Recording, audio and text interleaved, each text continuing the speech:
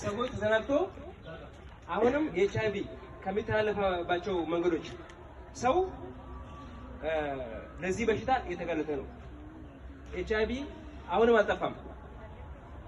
በሚዲያም መናገር ስላቆመ የኤችአይቪ ዘመቻ ስለቆመ ኤችአይቪ በሽታ ጠፍቷል ብሎ አሁንም የሚሳሳቱ ሰዎች አሉ።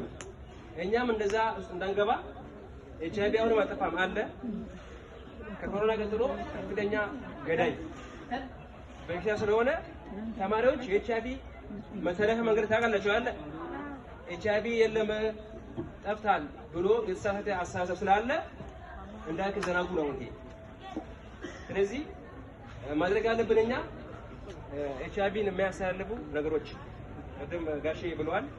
ስለታማ አንድ ሰው ከተቀበልን ስለታማ ነገር በመጠቀም የግብረ ስጋ ግንኙነት እና ለምሳሌ አንድ ሰው ነው አገዳ ከረሜላ አሁን አንድ ሰው መጥቶ ተማሪዎች እየተቀበሉ ይጠቀማሉ አይደል?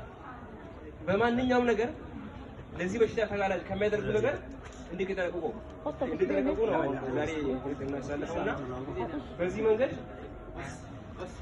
መርዳት ስላለብን ሲተሄዱ ምልክት ያሳለፉ በሽታው አልጠፋም። አሁን በሽታው ተደብቆ እየሄደ ነው።